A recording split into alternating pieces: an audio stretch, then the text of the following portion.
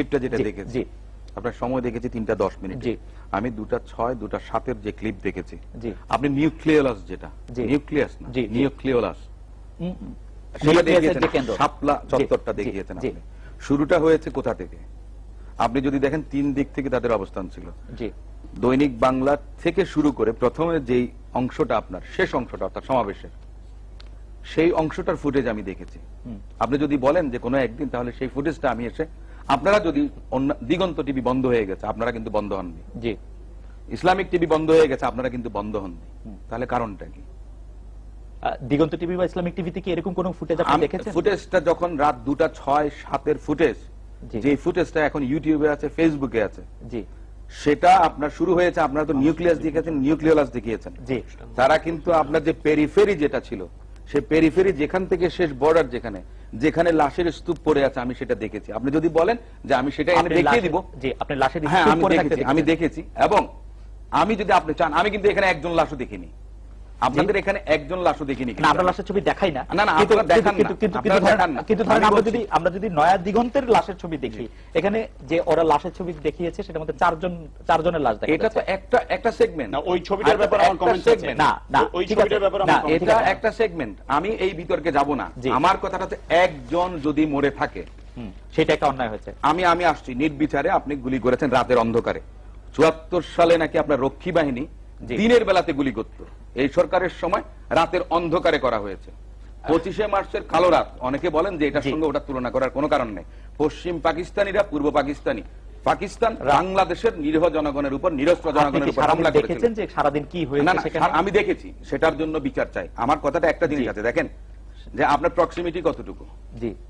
এই যে আজকে হেফাজত ইসলাম এই পর্যায়ে এসছে, তারা তো এর আগেও এসেছিল, শাপলা চত্বরে তারা সমাবেশ করে গেছে, শান্তিপূর্ণভাবে তারা চলে গেছে। যখন তারা এসেছিল প্রথমবার, তখন তাদেরকে অনেক বাধা বিপত্তি অতিক্রম করে তারা এখানে এসেছিল, পরিবহন বন্ধ ছিল, বাধা দেয়া হয়েছে, তারা এসছে। এবার আপনার অবরোধ করবে তারা, আপনি অবরোধই বা কেন করতে দিলেন? এই ঢাকা শহরে কেনই বা ঢুকতে দিলেন? আমি তো মনে করি যে এটার পেছনে একটা গভীর ষড়যন্ত্র আছে। এই প্রশ্নটি বাংলাদেশের ভবিষ্যৎ অনেক বেশি অন্ধকার, এবং কেন এই বাস্তবতাটা সকলকে মানতে হবে। কেন তাদেরকে অবরোধ করতে হলো, সমাবেশ করতে হলো, সেই প্রশ্নটি আসে। আমি শাহরিয়ার ভাইয়ের কাছে অন্য একটি প্রশ্ন করতে চাই।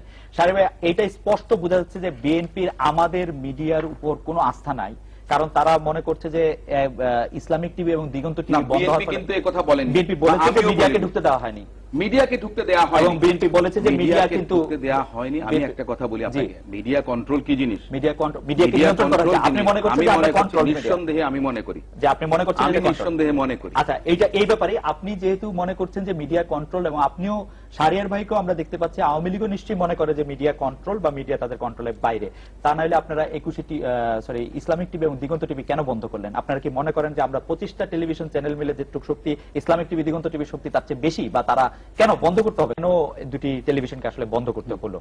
অন্য প্রসঙ্গের কথা আমরা যদি এরপরে বাংলাদেশে এই ধরনের একটা অপারেশন, যেটা অনেক কিছুই হতে পারত, এত পরিমাণ মিডিয়ার প্রেজেন্সে এই ধরনের একটা অপারেশন বাংলাদেশের ইতিহাসেই প্রথম।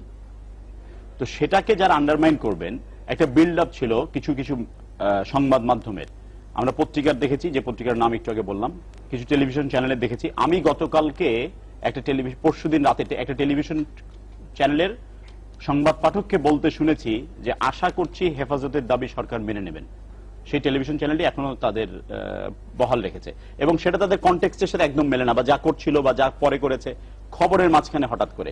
তো এখানে সরকার তথ্য মন্ত্রণালয় ব্যাখ্যা দিয়েছে যে এই গুজব ছড়িয়ে মানুষকে আর উস্কানি দেওয়া হচ্ছিল। যেমনটি কিছু অংশ, একটা যদি ছোট্ট এক্সাম্পল নেই, আপনার যদি মনে থাকে, বিডিআর এর সেই হত্যাযজ্ঞের সময়ে যখন সেনা কর্মকর্তারা নিহত হলেন, তখন কিন্তু মানে অনেক গুজব ছড়িয়ে দিয়ে, এবং কিছু কিছু মিডিয়া ঠিক দায়িত্বপূর্ণভাবে তাদের কাজ করতে পারেনি, দায়িত্ব অবহেলার কারণে এটাকে অন্যভাবে পোর্ট্রেট করা হয়েছিল, এবং জেলা শহরে যত বিডিআর এর দপ্তরগুলি ছিল সেখানেও এই সংঘাত ছড়িয়ে পড়েছিল। তো এগুলি থেকে তো আমাদের শিক্ষা নিতে হবে।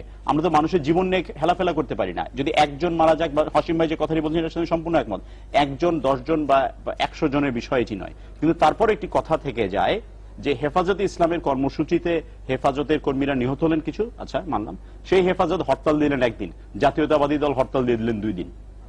মায়ের চেয়ে মাসির দরদ বেশি কেন? পরিষ্কার বোঝা যাচ্ছে যে জাতীয়তাবাদী দল লাশ চাচ্ছিল এবং তারা একটা ইউনিকর্ন বা মারমেড থিওরি চাচ্ছেন, যেটা মারমেডের জন্ম হবে যারা জাতীয়তাবাদী দলকে ক্ষমতা এসে বসিয়ে দেবে, এবং সেই থিওরির অংশ হিসেবে, সেই পরিকল্পনার অংশ হিসেবে এই কর্মকাণ্ড যেটা হয়েছে। আমি আপনার কাছে আবার এখনো কিছু জায়গায়